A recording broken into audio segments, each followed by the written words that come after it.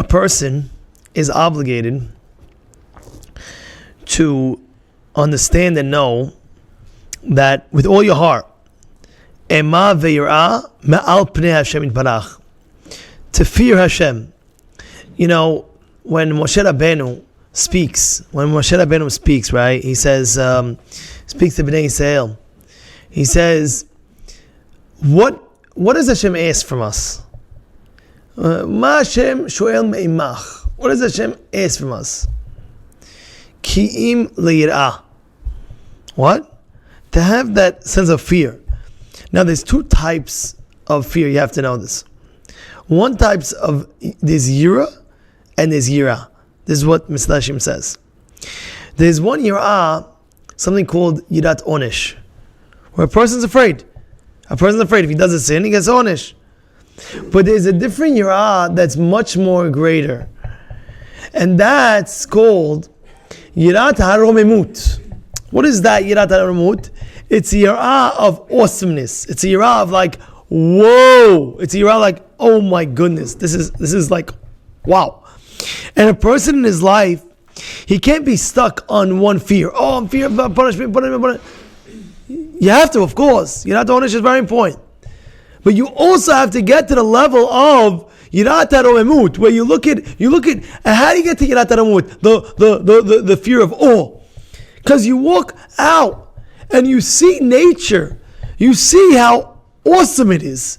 You look at a tree and you say, how could this tree grow? And you see the branches and you see it has texture and you see it has different types of leaf, and even on the leaf it has different types of veins, and you see all these things. You walk outside, you see a sun that's like, whoa.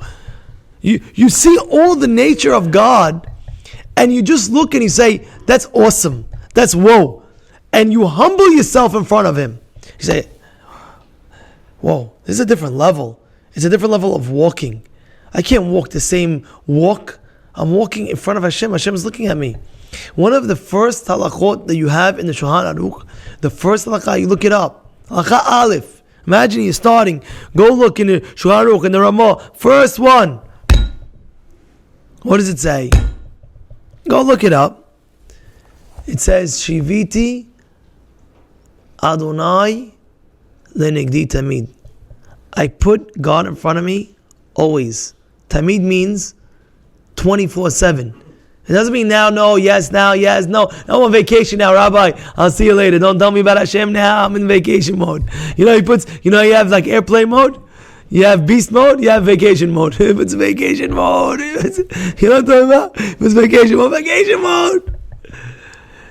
Now already, what's going on over here? Is it kosher? Is it not kosher? Rabbi, does it really have to be this, that? Does it? Is okay? This, that. Is it terim for this, that? What happened over here? When are you over here in Brooklyn, New York? Hasid, Sadiq, this, that. Vacation mode, Rabbi. Is it okay if I get this? And is it okay if I get... What's wrong with the French fry? What's wrong with the French fries? Come on. We graduated from that already.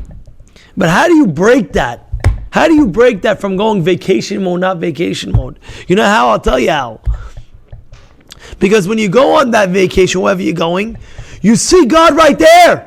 God is everywhere. You're like, wow, this is Hashem, you're here too. He's amazing. This is like, oh, how can I not? How can I? And then you even look at your own body. You look at your own surroundings. You're like, wow, look, Baruch Hashem. You know how big the veins are in the body? You know how big it is? You ever do the research how big it is? They say you could surround the globe from the arteries, the veins and the arteries that we have, surround the globe 3 times. Yeah. Yes, not a joke. You know, you think, oh, you know how hard your heart is pumping now, fast it's pumping. You know when you're sleeping, it's still pumping? Imagine you make a machine 24/7. You don't need a charger. You know what I'm saying? You have a charger. Your phone, you have a charger or no? Hey, it's crazy. You don't need a charger. Your heart is constantly pumping. Tak tak tak tak tak tak tak tak tak tak tak tak tak tak tak tak tak tak tak tak. Well, what do we take it for granted? We never thought about it in our life. We just keep on going. We breathe. We this. We that. We're going. You ever think about your heart for one time in your life? No, really, legit. Did you ever think about your heart? You never thought about your heart, huh? Did you? Huh? Yes or no? Say. He said no. He said, right? So at the end of the day, what's the pshat? What's the pshat? Pshat is because when we think about it and contemplate it, guess what? We get to the level of what? Yirat HaRomemut. We get to the level of what? Of awe. Hashem, you're awesome. Forget, right now I'm forgetting everything. I'm just looking at you. I'm just thinking about you. I'm thinking about your awesomeness that you created in the world. Even when it happens, the Puranut Ba'al Olam, you know it's coming from Bnei Yisrael. You know that, right? That means what? When you hear an earthquake that shook up the whole town, that has to click a trigger in your brain. Whoa. That earthquake took down a whole town. Whoa. Even it happened in Jiddisville. It happened in who knows where. In Timbuktu.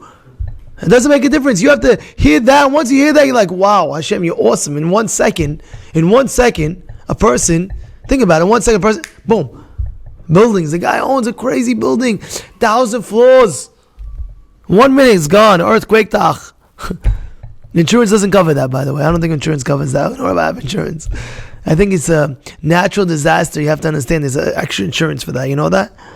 You know that or no? There's an extra insurance for natural disaster. Yes, no, there's that. Say, whoa, it's crazy. Hashem, it's a wild thing. Just the fact that a ground could shake.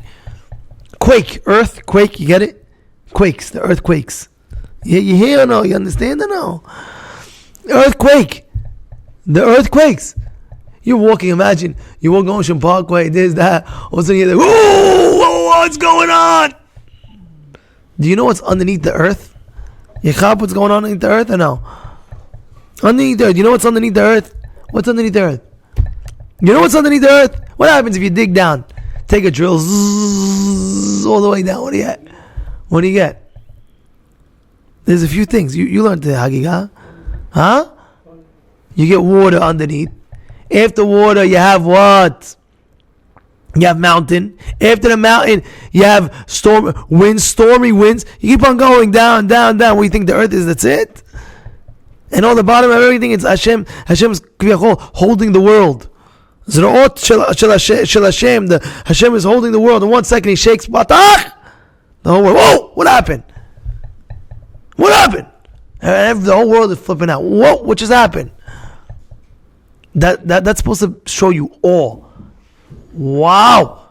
It has to be like, oh my goodness.